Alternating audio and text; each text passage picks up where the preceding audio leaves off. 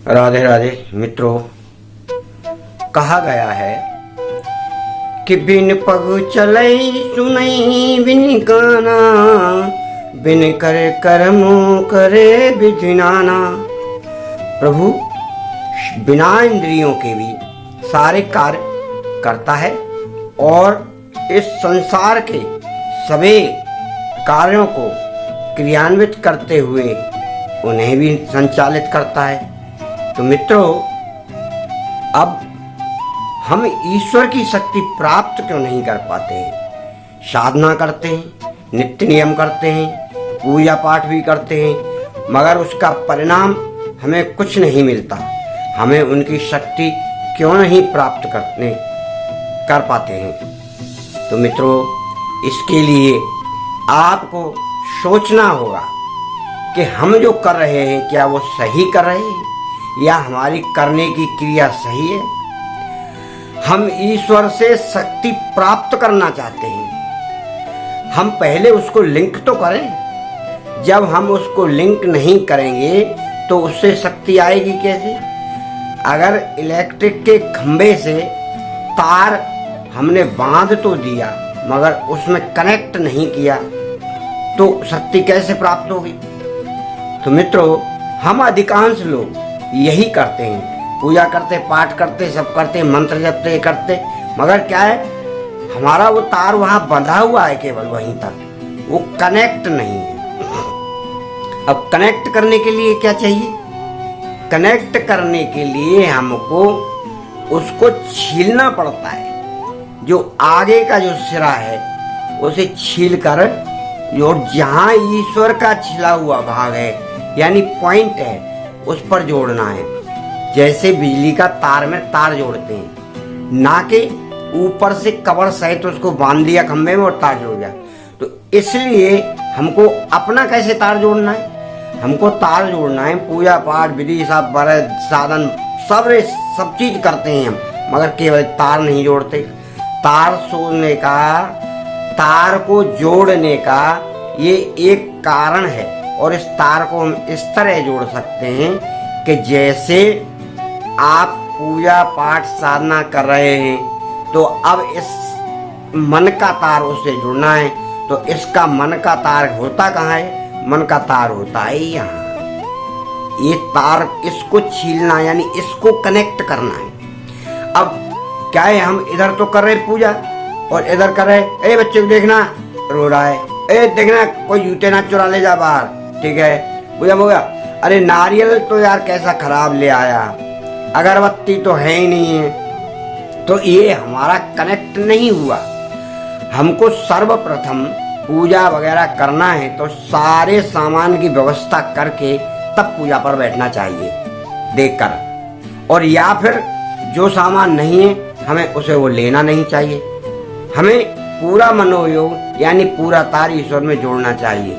एक तो ये तरीका है। दूसरा तरीका क्या है कि किसी भरे हुए बर्तन में कोई चीज डाली जा सकती है? फुल भरा हो तो नहीं डाली जा सकती है। इसलिए हमारा दिमाग, हमारा शरीर फुल भरा हुआ है। हम जब पूरा फुल तो खाना खाते हैं बड़ा मस्त होके और फुल दिमागदार हैं, फुल ज्ञानी हैं, तो हमारे शरीर के अंदर, हमारे दिमाग के अंदर और अन्य चीजें कैसे समाएंगी?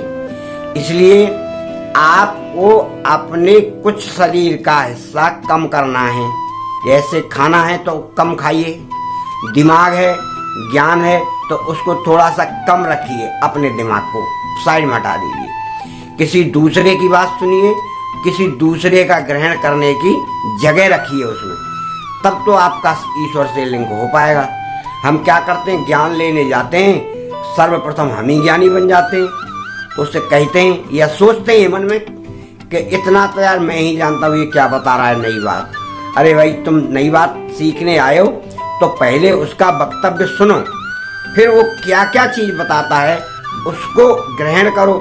आपके काम की है उसे ग्रहण कर लो, बाकी को सबको छोड़ दो। जिस तरह से पत्तल पर जो हमें खाना होता है खा लेते हैं, बाकी को छोड़ देते हैं। तो ये तो हो गई ज्ञान प्राप्त करने की विधि। अब हम स्वयं ही ज्ञानी और योग गुरु, विद्वान, महात्मा सर्वज्ञानी, ईश्वर प्राप्ति के साधन, ईश्वर प्राप्ति करने के तरीके सब जानते हैं, तो आप दूसरे का क्यों देखते हो या दूसरे का क्यों सुनते हो? अपना करो, कोई दिक्कत नहीं उसमें। मगर ईश्वर की शक्ति या ईश्वर प्राप्ति के तो बड़े ही सरल उपाय हैं। उनको प्राप्त करके आप ईश्वर से लिंक हो सकते हो।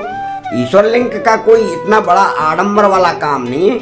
ईश्वर ने कहा है कि मैं तो कण कण में हूँ, मगर मुझे कोई पकड़े, जाने, सोचे तब तो मैं पकड़ में आऊँ। और फिर ईश्वर ने ये कहा है कि कोई भी ऐसी वस्तु नहीं, कोई भी ऐसा कार्य नहीं जिससे मैं ना कर सकूं। फिर भी मैं क्या करता हूँ, इस मृत्यु लोक में आकर, संसार में आकर, जिस तरह से प्रकृति मनुष्य से कार्य करवाती है और प्रकृति के गुण जिस तरह से मनुष्य को कार्य करवाते हैं, उसी प्रकार मैं भी उसी प्रकृति के अनुसार कार्य करता हूँ। इसलिए आपको भी वही कार्य करने जो प्रकृति के अधीन हैं। क्यों कि प्रकृति को अंगीकार करके ही वो मैं जन्म लेता हूँ और प्रकृति के अधीन होकर ही अब मनुष्य रूप में कार्य कर रहा हूँ।